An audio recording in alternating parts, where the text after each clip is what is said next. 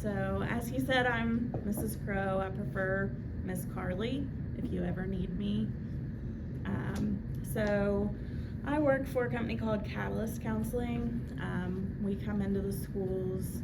My position currently is a school-based support worker. And what that means is that I am here for any of student needs. So if you're having trouble with grades or attendance at home, things like that, you can come to my office, which is in the guidance office, and we can sit down. You are welcome to speak freely in my office, and what happens is we're just going to basically, go over things and come up with a plan on how to handle stressful things or things that are going on at home, or how to help you improve grades, things like that. So this field is basically, you can start into it without a bachelor's degree.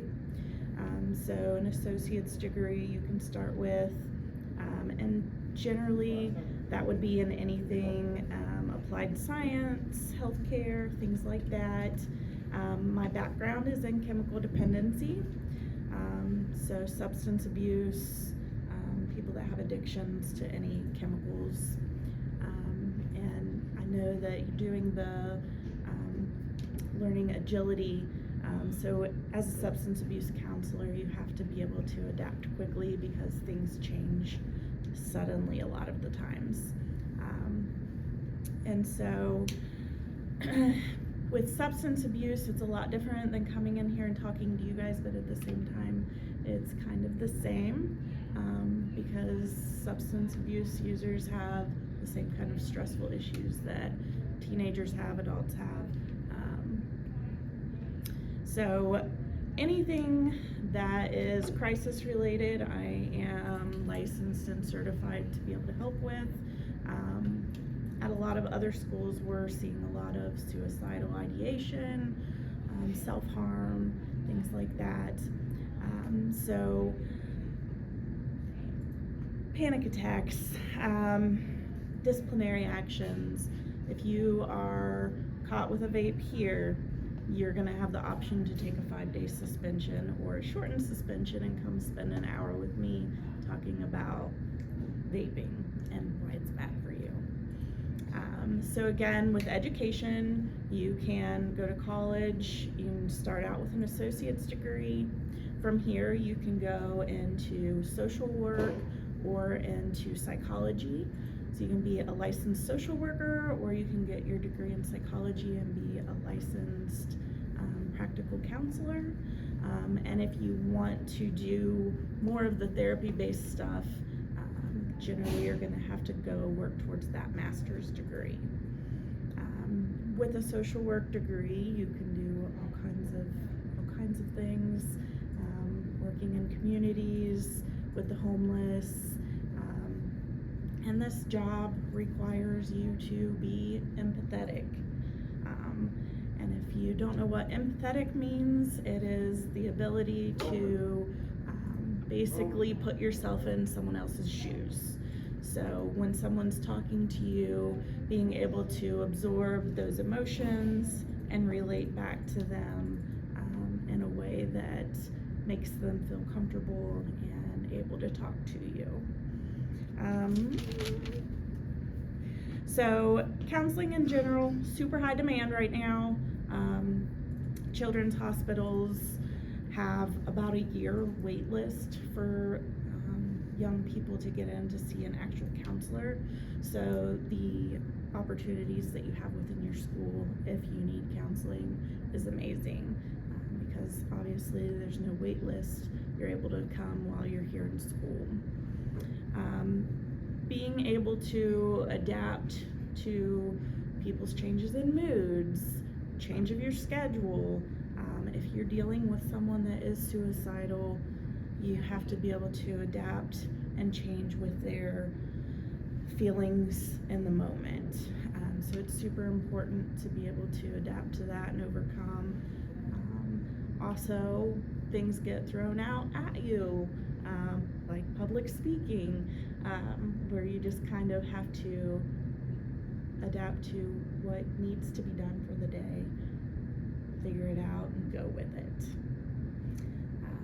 So as far as what my position is titled, it's school-based support worker. I am currently back in school to get my social work degree, so I'll be a licensed social worker shortly, hopefully. But as far as that goes, that's kind of what I do here in a nutshell, and how being adapted, the agility part plays into my role. So if you guys have any questions, feel free to answer those. Yes, sir? What led you to be a counselor? It's a great question. All through school, I had no idea what I wanted to do. I ended up at a vocational school, did allied health, which was great. It gives you that opportunity to go into any healthcare field. But it wasn't until after I had my second daughter that I realized I wanted to do this, to do counseling, social work. I have a family member that was addicted to pills, prescription pills, and then I have lost quite a few friends to substance use, overdoses and things like that. Just made me feel like I needed to be somewhere where I could help. Very good question, thank you. Yes, sir, in the white. Have you ever caught somebody with a vape? I have not caught anyone here, no. I would prefer not to have to catch anyone with a vape, but I have spoke to a couple of students so far this year that were caught with a vape and had to go on suspension. Yes, sir. Where'd you go to college? So when I first got out of high school, I went to Sinclair, but my husband was active duty Air Force, and so I actually went to a community college in Fort Worth, Texas called Tarrant County College. Yes, ma'am. If you were going to do counseling, what would you do? If I wasn't doing counseling, what would I do? Honestly, my passion is with veterans and homelessness.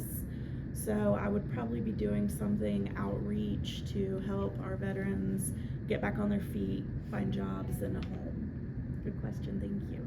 Yes, sir. How long does it take to be like a social worker? So that's your bachelor's degree. So it is a 4-year degree. And then once you complete your education, you will sit and take the licensing exam after that. Yes, sir. What did your husband do in the Air Force? He was an F-16 avionics, and so he did all of the electrical wiring and components of the F-16s. Anything else? All right. Well, I appreciate you guys inviting me into your classroom, taking the time to listen to me. If you ever need anything at all, please feel free to stop in and see me. And again, I appreciate it. Y'all have a good day.